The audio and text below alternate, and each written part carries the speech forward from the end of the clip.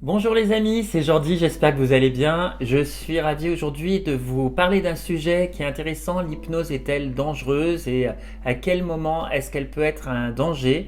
Donc effectivement, il y a certains cas, certaines situations où mal utilisée, c'est une technique qui peut être dangereuse. C'est pourquoi à Active PNL, on propose le parcours d'hypnose que après un maître praticien en PNL, là où d'autres centres moins scrupuleux propose des formations en hypnose pour des gens novices. Et je trouve que c'est super dangereux parce qu'il peut y avoir en phase 2 des personnes où ils vont utiliser l'hypnose et où ils vont pas forcément savoir qu'ils peuvent aggraver leur état et que ça peut être donc une technique parfois dangereuse dans certaines situations, pour certaines personnes. Alors dans cette vidéo, je vais vous expliquer pourquoi et comment et à quel moment éviter si justement, justement vous êtes, imaginons que vous êtes hypnothérapeute et que vous avez fait peut-être une formation que en hypnose mais qu'on vous ait pas expliqué, ça. Alors déjà, avant d'expliquer ça, il faut qu'on comprenne déjà qu'on revienne sur une notion qui est importante, c'est l'état d'être associé ou dissocié. Donc l'état d'être associé et dissocié, c'est des notions qu'on entend parler en PNL. Alors d'être associé, ça va être de pouvoir vivre pleinement, par exemple, une émotion, un souvenir tel qu'on l'a vécu. Donc il existe certaines techniques de PNL et d'hypnose où justement on va faire revivre à la personne pour un souvenir agréable où la personne va pleinement s'associer à ce souvenir et revivre beaucoup de ressources, beaucoup d'émotions positives qui lui permettront ensuite de mobiliser ces émotions-là et ces ressources, qu'on appelle des ressources, dans un objectif. Donc on appelle ça d'être associé, mais d'être associé, c'est d'être aussi vraiment pleinement conscient de notre vécu à un moment donné ou de notre ressenti. Par exemple, si je suis chez moi et que j'ai faim et que je veux manger, du coup, je vais être vraiment associé à ma faim et je vais dire tiens, là, il faut que je mange. Ou si c'est le soir et que j'ai sommeil et que je vais me coucher, je vais m'associer à mon état de fatigue, à mon état de sommeil pour pouvoir m'endormir. Maintenant, la dissociation, donc important de comprendre ces nuances. La dissociation, je peux vous parler d'un souvenir que j'ai vécu sans forcément le revivre émotionnellement. Donc dans ces cas-là, je vais être dissocié. Donc je vais vous dire, voilà, je suis allé en vacances à tel endroit et en même temps que je vous le raconte, quand je suis dissocié, ce vécu émotionnel, il est loin derrière moi, j'en parle, c'est un petit peu, il n'y a pas trop au niveau du cerveau, c'est plus au niveau préfrontal que ça fonctionne, l'amygdale n'est pas très agitée, le système nerveux non plus, on parle des choses vraiment avec du recul. Quand est-ce qu'on va se dissocier dans la vie de tous les jours? Imaginons par exemple, je suis fatigué, j'ai envie de dormir dans l'après-midi et je me dis non, là je suis au travail, c'est pas le moment de dormir. À ce moment-là, je vais donc me dissocier de ma fatigue pour pouvoir réussir à faire mon travail. Si par exemple je veux manger mais que je suis encore en train de travailler par exemple et que c'est pas le temps de manger, eh bien je vais me dissocier de mon envie de manger pour pouvoir faire ce que j'ai à faire. Donc effectivement, dans la vie de tous les jours, on a une alternance entre des états où on est associé et des états où on est dissocié et on vit bien cette alternance entre les deux. Et donc, ce qu'il faut comprendre, c'est que dans des approches par exemple, souvent, malheureusement, des approches de développement personnel, de pensée positive, ou par exemple, je pense aussi les régimes alimentaires qui sont basés sur la restriction. En fait, qu'est-ce qui va se passer? C'est que ce sont des méthodes qui vont encourager des états dissociatifs.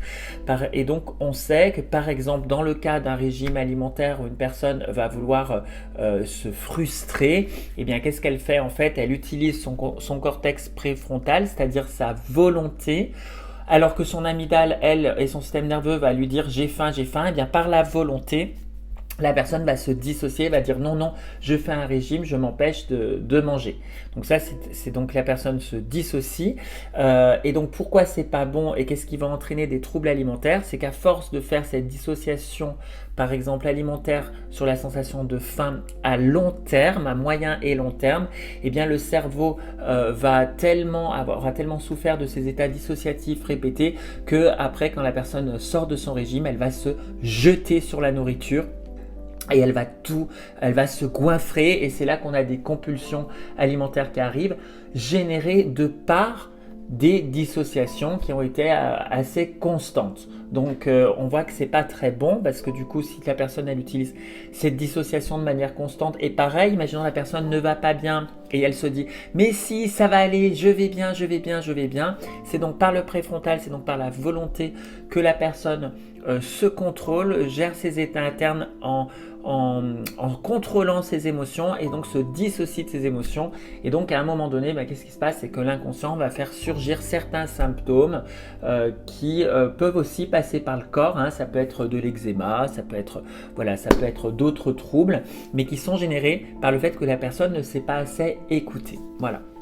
Donc on voit que finalement cette dissociation n'est pas toujours bénéfique parce que quand on fait un travail en thérapie avec une personne pour sortir d'un comportement, en fait souvent l'approche qu'on va faire avec la PNL, ça va être notamment d'accueillir la fonction positive d'une partie, c'est-à-dire la partie qu'on refoule à l'intérieur de soi, on va plutôt aller la regarder et on va accueillir qu'est-ce qu'elle veut de bon pour nous et quels seraient les moyens qui seraient écologiques. En PNL on parle d'écologie, c'est-à-dire comment on pourrait être respectueux de l'environnement interne, des parties de soi qu'on ne va pas refouler, mais au contraire qu'on va intégrer, puisqu'on est dans une démarche vraiment intégrative de toutes les parties de la personne, de tous ses besoins. Voilà, donc ça c'est intéressant. Et donc qu'est-ce qui se passe? C'est que si l'hypnose, donc je vous donne un premier exemple où l'hypnose peut être dangereuse. Si l'hypnose est utilisée simplement, et malheureusement, comme je le disais, ça peut être le cas dans certains centres de formation qui vont donner des formations ultra rapides en hypnose et qui vont en fait donner le focus sur le symptôme, c'est-à-dire enlever le symptôme de la personne. Donc je vous donne un exemple. Par exemple, la personne se ronge les ongles et dit voilà, je voudrais me faire hypnotiser pour arrêter de me ronger les ongles. Et on imagine donc je vous donne le cas du mauvais praticien qui va hypnotiser la personne et qui va donc lui enlever ce symptôme et qui va faire en sorte que cette personne ne se ronge plus les ongles. Voilà, il enlève simplement le symptôme. Et bien, qu'est-ce qui se passe après? Et bien, quand on voit un petit peu l'étude de la psychologie, on sait que parfois un symptôme est manifesté comme étant une défense de l'inconscient pour pouvoir faire face à un certain stress ou pour pouvoir faire face à d'autres symptômes et que parfois des symptômes comme se ronger les ongles ou avoir des comportements qui peuvent être un peu limitants pour une personne, des fois il vaut mieux pas trop y toucher, il vaut mieux les laisser parce que si on les enlève sans avoir réparé et sans avoir compris qu'est-ce que ces symptômes permettaient en réalité c'était des mécanismes de défense qui permettaient de lutter contre quelque chose, en réalité contre une blessure autre, si on enlève ce symptôme, qu'est-ce qui se passe? Il peut y avoir une resurgence d'autres symptômes qui parfois sont beaucoup plus graves et beaucoup plus embêtants. Donc voilà, c'est pour ça que je crains un petit peu ces démarches de vouloir enlever tout de suite les symptômes par de l'hypnose et c'est pour ça que nous, à Active PNL, on ne propose une formation en hypnose qu'après un maître praticien PNL. Pourquoi? Parce qu'avec un maître praticien, vous savez modéliser, c'est-à-dire vous allez arriver à comprendre quand une partie vit un symptôme, qu'est-ce qui se passe derrière, quel est le besoin, qu'est-ce qu'elle a de bon pour la personne et on va vraiment prendre soin par des compétences en modélisation avant d'enlever un symptôme de pouvoir chercher quelle est sa fonction positive. Donc ça c'est vraiment important et ça demande une grande agilité avant même de pratiquer de l'hypnose avec une personne. Donc ça c'est la première chose. Donc ça c'est le premier danger. Le deuxième danger, c'est que dans des cas de psychopathologie grave, alors je parle donc des psychoses, alors je parle par exemple de schizophrénie, de paranoïa, de bouffées délirantes, de troubles bipolaires. À ce moment-là, qu'est-ce qui se passe, c'est que ce sont des troubles psychiques qui sont en eux-mêmes des troubles dissociatifs. Donc si vous allez par exemple dans le DSM, le manuel qui parle des psychopathologies, qui répertorie les psychopathologies, vous allez trouver tout un chapitre qui parle de troubles dissociatifs. Et donc les troubles dissociatifs peuvent entraîner, parfois aussi dans les comorbidités, d'autres troubles comme effectivement vous pouvez avoir des états bipolarité, vous pouvez avoir être borderline, enfin différents troubles psychiques qui sont très bien référencés dans le DSM, mais qui sont souvent issus de troubles dissociatifs à la base. Et donc qu'est-ce qui se passe? C'est que si vous recevez une personne mais que vous n'avez pas ces connaissances-là, en psychopathologie et que vous avez une personne qui présente déjà des troubles dissociatifs, mais que vous ne savez pas les repérer, eh bien vous allez utiliser de l'hypnose avec ce type de personne qui souffre déjà de problématiques psychiques, et l'hypnose en elle-même est une méthode dissociative. Donc en fait, qu'est-ce qui va se passer? Vous allez renforcer de la dissociation chez cette personne, et donc vous pouvez malencontreusement accentuer les troubles de la personne. Donc du coup c'est hyper dangereux par rapport à ça. Un autre danger qui va être le troisième danger, concernant toujours la dissociation, quand une personne dans sa vie a vécu un trauma. En fait, qu'est-ce qui va se passer dans son stress post-traumatique? La partie consciente de la personne qui a vécu le trauma est tellement douloureux pour la personne dans le souvenir que qu'est-ce qui va faire le cerveau? Justement, il va créer une dissociation, et il va même créer ce qui s'appelle un clivage. Donc qu'est-ce que c'est qu'un clivage? C'est que le souvenir, il est rangé dans un coin de l'inconscient, et ce souvenir traumatique, eh bien pour protéger la personne, qu'est-ce qui fait l'inconscient? Pour protéger la personne de ne pas revivre cette souffrance qu'elle ne serait pas en mesure de pouvoir supporter, en fait l'inconscient, qu'est-ce qu'il va faire? Il va donc cliver ce souvenir, et il va générer une amnésie, parfois partielle ou totale de ce souvenir, pour protéger la personne et faire en sorte qu'elle ne s'en rappelle pas, pour qu'elle puisse, dans la fonction positive de cette biologie interne, qu'elle puisse reprendre une vie normale. Voilà. Et donc qu'est-ce qui va se passer? C'est que quand une personne va utiliser de l'hypnose, ou même parfois de la PNL, et de l'hypnose avec la PNL, et il y a certaines techniques, on va faire des régressions sur la ligne de temps, et on va remettre la personne en contact avec son trauma passé pour pouvoir ensuite apporter une réparation sur ces traumas. Donc je pense à des techniques en PNL et en hypnose qui s'appellent comme le changement d'histoire ou la réempreinte, parfois le destructeur de décision aussi. En tout cas, toutes les techniques régressives comme ça sur la ligne de temps. Eh bien, qu'est-ce qui se passe? C'est que, alors dans le meilleur des cas, quand vous allez vouloir faire régresser la personne au niveau de l'hypnose, si le clivage est très fort et que le mécanisme inconscient de protection sont bien en place, dans le meilleur des cas, ça ne marchera pas. C'est-à-dire que dans le meilleur des cas, la personne va dire, écoutez, je n'arrive pas à m'en rappeler, et peut-être que la personne, elle va dire simplement, j'ai mal à la tête, et cette hypnose, elle me donne mal à la tête, et non seulement j'ai pas réussi à avoir ce souvenir, mais en plus j'ai eu une migraine, j'ai eu mal à la tête en sortant. Donc ça c'est dans le meilleur des cas. Dans le moins bon des cas, la personne reprend contact avec ce souvenir, alors que psychiquement elle n'a pas les ressources pour le faire, elle n'est pas prête. Et donc qu'est-ce qui se passe? C'est que vous allez avoir deux symptômes qui vont arriver par rapport à ça. Soit la personne elle va du coup être hyper mal parce qu'elle va être en lien avec un souvenir qu'elle voulait pas se rappeler, que son inconscient ne voulait pas se rappeler, et elle va ressortir de la séance et elle va être dans un état catastrophique, et elle n'arrivera pas, parce que dans ces techniques régressives on reprend contact avec le souvenir et on apporte une ressource.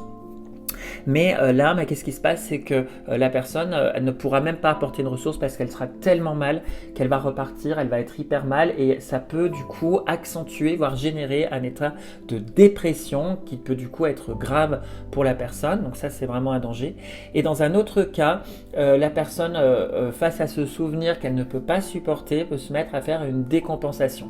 Donc qu'est-ce que c'est qu'une décompensation? Une décompensation, c'est quand la personne elle est dans un équilibre psychique et que tous ses mécanismes de défense ne peuvent plus faire face à ce qui se passe.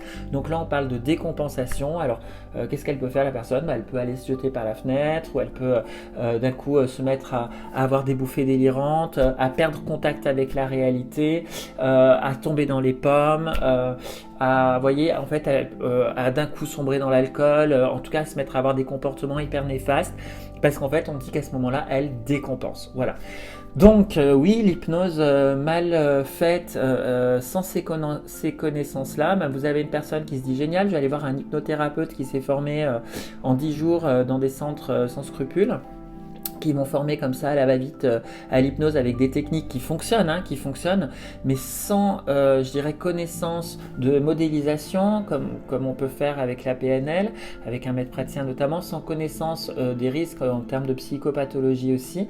Et bien qu'est-ce qui se passe? Vous allez avoir un hypnothérapeute qui peut du coup se mettre à accompagner des gens, qui vont se mettre, s'ils ont soit un trouble, soit un trauma, qui peuvent se mettre à décompenser, ou alors ils vont enlever un symptôme et puis avoir un truc pire derrière. Donc en gros, gros, la personne peut faire plus de mal que de bien. Donc voilà, je ne vais pas me faire des amis en faisant cette vidéo, mais c'est pas grave, ça c'est pas grave. Moi, mon but, c'est de pouvoir vous informer de tout ça.